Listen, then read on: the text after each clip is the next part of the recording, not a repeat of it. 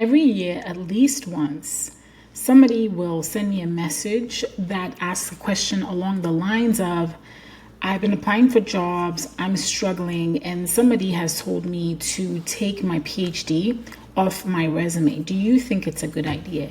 And every year I've given email and direct message responses that say, no, if you don't want to take your PhD off your resume, you shouldn't. And for most of these people, I understand why they're even considering it, because when you've gotten a PhD and you've been looking for a job for a while, especially outside of academia, and it hasn't been very successful, you can begin to feel desperate. You can begin to feel like, if I take this off, maybe people will stop thinking that I'm overqualified. And it's so interesting because in the past month, I've also come across social media posts asking this same question. And I dropped a comment on one of these posts where the person was saying, somebody told me to take my PhD off my resume, and I left a comment, and I looked up, and it had 900 likes and reactions. And so I just thought I'd make a video about it, because I don't think I got to express all that I wanted to express in that comment. And so in this episode, I'm going to address, number one, I'm going to address why sometimes people will say you are overqualified, especially when you have an advanced degree and you're looking for jobs outside of academia. And then I'm going to share my opinions and thoughts and perspectives on why you shouldn't take your PhD off your resume if you don't want to. So why would somebody think that you are overqualified? These reasons are not in any order, right? But the number one reason I came up with was salary expectations, right? Maybe an employer may assume that because you have a PhD, you will come in and demand a high salary that they are not willing or able to pay you. And on both sides, I understand the feeling, the sentiment, right? For the employer, right, they really may not be able to pay you that much money. And for you as the PhD holder, you've worked really hard to get this degree. Maybe you took out student loans. I personally never took out student loans for my PhD. My PhD was covered with grants, and so some of us are in the system like this, but I do know that there are people that may take out some student loans to cover the costs associated with a PhD. I also know that you probably incurred costs whilst you were going to undergrad and in your master's degree, and therefore you need money to take care of all those huge bills, because the people that give you the student loans, they are not charitable people. They want their money back, right? And so for somebody that has a PhD, they may want to start out with a huge salary because they need to take care of this stuff. And also, by the time you get a PhD, typically you are in that phase of life where maybe you're starting a family, maybe you are purchasing a house, right? We need this money to live.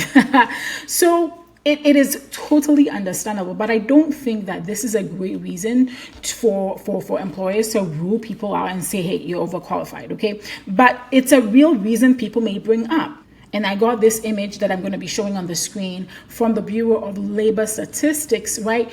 People who have PhDs, people who have doctorates, professional degrees, tend to earn higher. There's less unemployment in that bracket. This is from 2024 of people, right? And so, yes, you are justified in wanting to get paid and get paid well.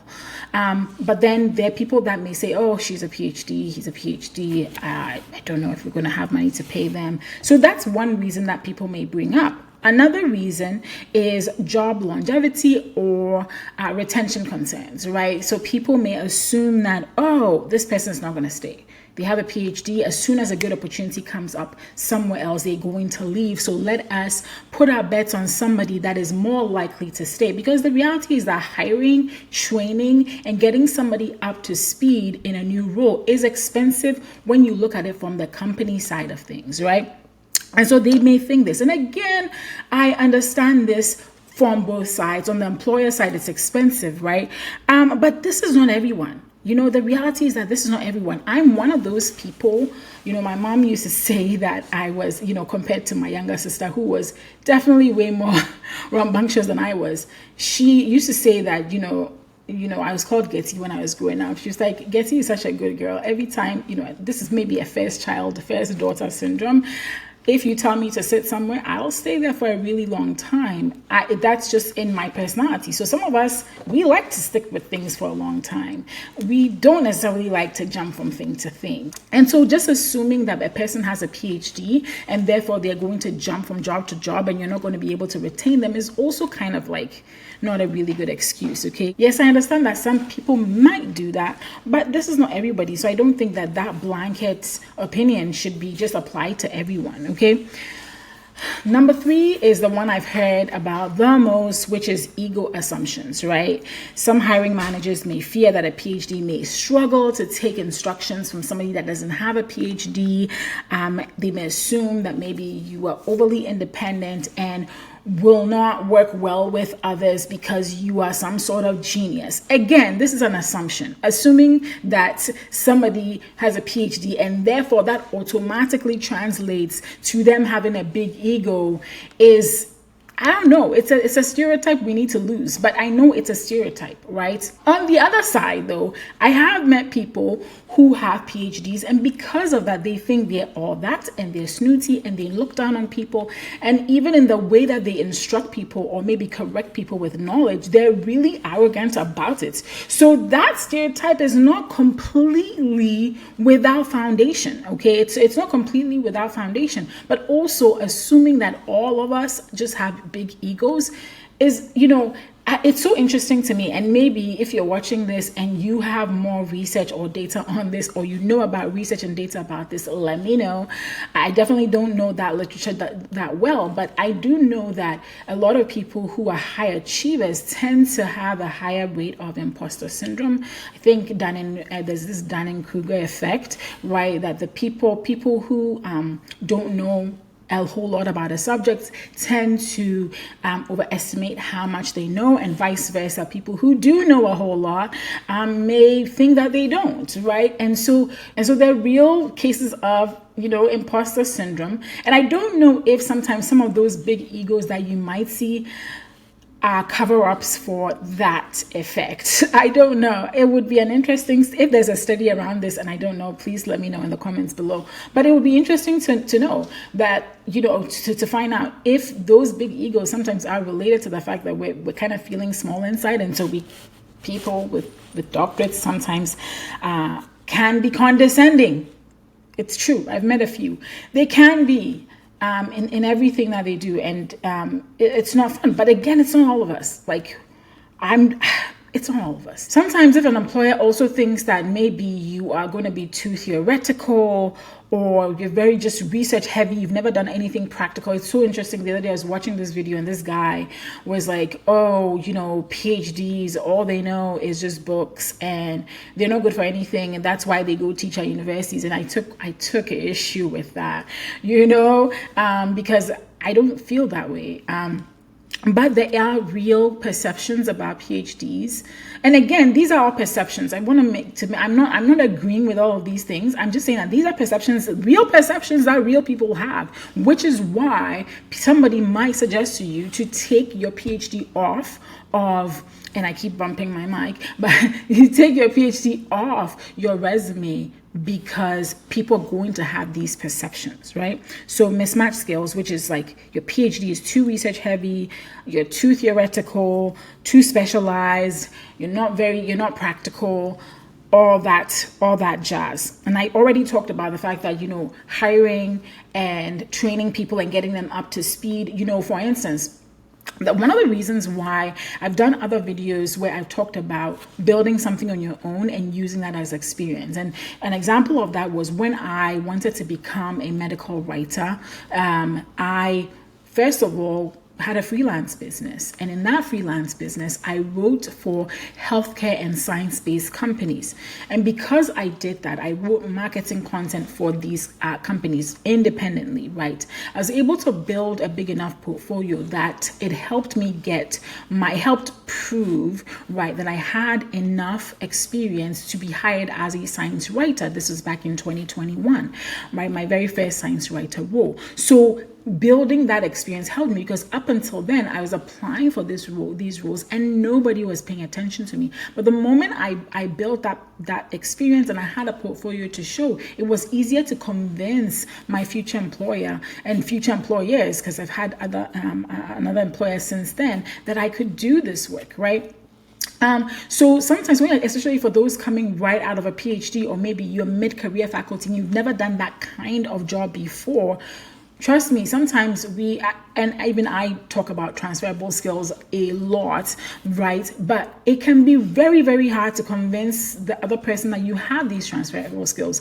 We have to get good at explaining them and everything, but nothing beats proof, right? Nothing beats proof. And so sometimes people may feel like, okay, since you don't have the proof, it may take a long time to train you. It may take a long time to get you up to speed. And so therefore they don't want to take a chance. Okay. So that's another reason. And then last but not least, under the perceptions, right?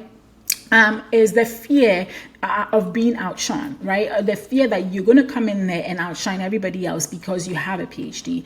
And sometimes I feel like this is not true, because yes, there might be some people who come in there and come and spread their wings around. But sometimes I think that this is more of a reflection of how those people are feeling about themselves, right? That they feel like, oh, I don't have a PhD. I've had people like say that, oh, I only have a bachelor's degree. I'm like, you have a bachelor's degree. Don't be ashamed of that, right?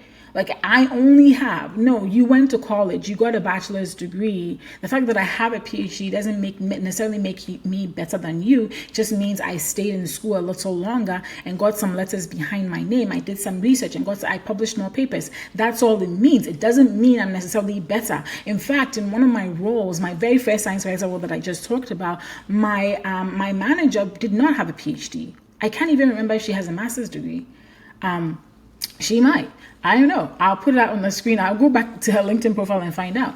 But she wasn't even a scientist. She's a journalist who really has a passion for science. And so she got into this field, and she was my manager, right? For my very first science writer role. So sometimes, and she was very confident in talking to me and the other PhDs who were on the team. She was very proud that she had PhDs on her team, and very often sang our praises when we would go into meetings to, because for the agency, having PhDs put them in a really good light. It let the people that were coming in as clients know that we were knowledgeable when it came to scientific topics and could write the content that they needed us to write. So they were really proud of us. But when people don't have a very good sense of self, right, this is when other people's accomplishments begin to intimidate them. And because they're intimidated, they begin to project that on you. I don't know if I'm using the right psychological word, but they begin to just think that you are the reason for their problems. And that's a problem, right? That's an all-around problem. So these are real things, though. I just want to say that these are real perceptions that people have. It doesn't make them facts. And that's why for each of these, I was like, I was trying to look at it from both sides, because yes, on the employer side, I understand some of their stance. And then from the PhD side, I also see it because I'm one of us, right? And if you have more reasons than I just gave, you can just drop that in the comments as well. But now let me share my thoughts on why I think all of these perceptions don't matter, and why you should not take your PhD off your resume, especially for those of you that are trying to change careers and work outside of academia. Why I don't think it's a great idea to take your PhD off your resume. I know you're enjoying this episode, and we're going to get right back to it. But I want to speak to you for a moment. If you're a student leader or university leader or professional organization leader, and you are responsible for working with consultants and speakers to educate, empower, and inspire your audiences. My name is Dr. Nonterah, and I've had the privilege of speaking at over 25 different institutions and professional organizations on career design, personal branding, as well as preparing for careers outside of academia, specifically with careers within the biosciences. If you need a speaker, I'm happy to come to your organization to speak either in person or virtually. If that's you, go to theboldphd.com/speaking to learn more, or you can simply email me at hello@theboldphd.com. Let's get back into the episode. Okay, number one reason is you and I have invested precious time to get this degree. We have. I spent 5.5 years from 2009 to 2015. I was in a PhD program. Okay, just shy of 6 years. I also spent almost 3 years doing a postdoc. I spent 3 semesters teaching community college biology, college level biology, basically. That's 10 whole years of my life in and around a PhD. How am I possibly going to explain what happened to me for 10 years if I take a PhD off my resume? It means I'm going to leave bits of my story out. It means I'm going to leave bits of myself that have made me out. It just means so much. You may be even borderline lying at this point because you want a job, and so I just don't think it's healthy or it's helpful to leave this very important chunk of your life off of your resume. Because how do you explain it? Like, where were you for 10 years?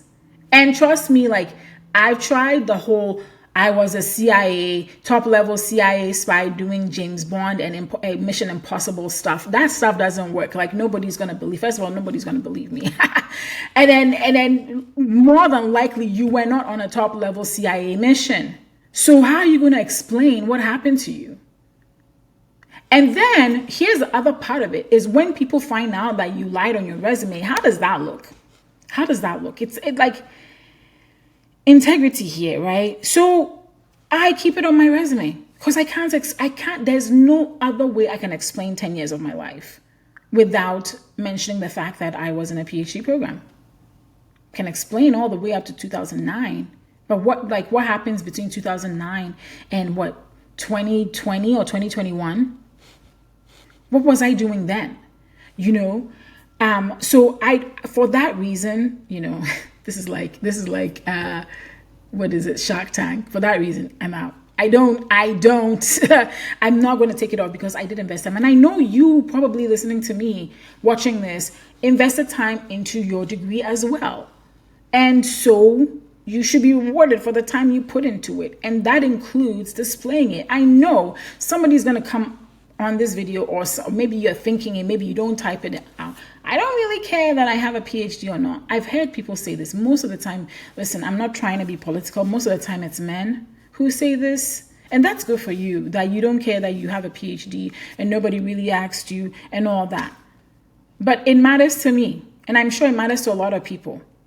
Okay? So because you don't care about it doesn't mean that other people don't care about it. We care about it. I care about it. I worked hard. Number 2 reason, the sacrifices people made for me to be able to get this PhD. Okay. My parents sacrificed, my husband sacrificed, my son sacrificed. And where I'm from, okay, I was born and raised in Ghana in West Africa. I moved to the US when I was only 20 years old to attend college. And I've been here ever since. Of course, I visit home. Right. And in Ghana, we have a lot of problems. Okay. But one of the problems we do not have is a sense of family. Family is everything. And especially like my family, but my father's family is everything to him. Family means everything to him. I've never seen somebody with such a strong sense of family. And so when you win things and when you get things, it's not just for you, it's for the whole family. Yes, my parents are not sharing my salary with me necessarily. But when in 2015, against all the odds I had faced in my journey here in the United States of America, I walked across that stage to be hooded and to be finally called Dr. Gertrude Odamia Opon, because Opon is my father's name. Nonterah is my husband's name. I graduated as Dr. Gertrude Odamia Opon. And my father was there, my mother was there, my sister was there, of course, my husband, my son were there. I was so proud. I was so proud to give my parents that honor of seeing me walk across the stage and get that degree. So my degree is actually not just for me. And so taking it off my resume and hiding it, and trust me, I've been tempted because yes, I did struggle to find a job at some point. It was tough. I didn't talk about the fact that between 2018 when I lost my postdoc, and then into 2019 when I was struggling to find a job, I rarely talked about the fact that I had a PhD. And one of my friends actually called me out on it one day because she was like, girl, if I was the one with a PhD, everybody would know. You know, it's not, I don't go around calling myself Dr. Gertrude Nonterah. Like, I don't do that. But, and I don't demand people call me that. It's okay if you do. I don't. But I'm very proud of it because this degree was not just for me. It was for my family as well. It was for my family as well. So for that reason, again, I'm out. I'm not going to do that. It was an honor to do that for them, even though I'm very proud I earned the PhD. And I know that in some cultures, that's very foreign. And that's okay if you're from that kind of culture. But in my culture, where I'm from, my PhD is not just for me, it's for the whole family. So I'm not taking it off, and I'm not going to be ashamed of it because someone somewhere has a wrong perception of who I am as a PhD, and therefore is threatening not to give me a job. So what can you do, right? What can you do in light of the fact that somebody may assume that you're overqualified? Real scenarios, real instances of people saying, hey, take off your PhD, it makes you look overqualified. What can you do? I would say that instead of hiding it, right, the issue is not your degree. Sometimes the issue is how you're communicating it, right? And I've had the privilege of reviewing a lot of people's resumes who are looking to transition from academia to non-academic jobs. And the number one mistake that almost everybody makes, right? Within 15 seconds of me perusing that resume, I immediately know why they've been struggling. It's usually because we are speaking academic speak. We are speaking like academics. And the person that may be on the other side reviewing this is not an academic. Most likely not. Right? Because it's a non-academic job. Sometimes you have academics who are on the other side of things. But if they're not an academic and you give them an academic resume and you say you want to become a scientific writer or you want to work in medical affairs, it's going to be like, there's nothing on here that convinces me that you can do that. And that can play into the perceptions that we talked about earlier.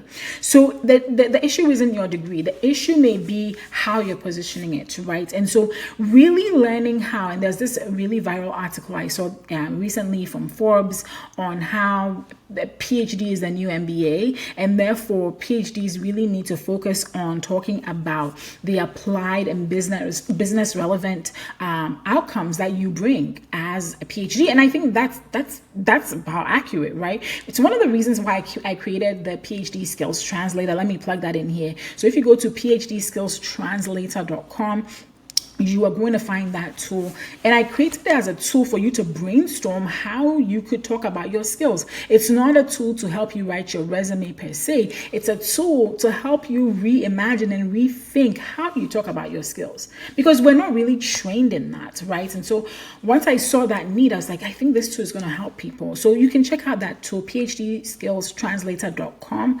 All right. And see how you can talk about your skills. So for instance, in my postdoc, I studied the role of NF-kappa B signaling pathways in bronchopulmonary dysplasia. Ain't nobody understand that? Okay. If you don't work in my field, you don't understand that when I say that. You probably understood the role of, but NF-kappa B signaling pathways, bronchopulmonary dysplasia, like, the person probably doesn't get it. And so it's up to you as a PhD to really think about, how do I break this down? How do I break this down into components, right? And maybe a component is I project managed a research project. A component of that is I synthesized complex research and made it simple for audiences. A component of that may be that I designed experiments that help me to answer a specific question in immunology. So you really have to be thinking about how your skills, right? First of all, the words that they're using, whoever the employer is, what words are they using? This is one of the reasons why I tell people to read job descriptions all the time, so that you know the words that they're using, right? So that you're not telling them something they haven't asked you. I always say that, a job description is the company, whoever wants to hire you, saying, can you do this? Can you do A, B, C, D? And then you, with your resume, you're going to say, yes, I can do A, B, C, D. Sometimes you can't do all of them, but you can do some of them, and you have to. And this is where translating skills come in. You have to talk about those skills in light of that particular language, okay? So learning to do that is going to be life-changing, to be honest. And once I did that, it changed everything. It changed everything for me, and it's helped me with different positions. And so I promise you, if you learn, I know that we are in a very unusual time right now with the job market. I am going to acknowledge that. I will not downplay that. So if you've had a hard time, listen, I get it. I'm sympathizing, empathizing with you. It's hard out there. But I think that once you begin to talk about your skills like this, you are going to increase the chances of more doors opening for you, okay? So that people don't assume that you don't know what you're talking about. You're coming in with theoretical knowledge. No, chances are you're not coming in with theoretical knowledge. Chances are you're coming in with a lot of practical knowledge, but you haven't communicated it in the way that makes the most sense just yet.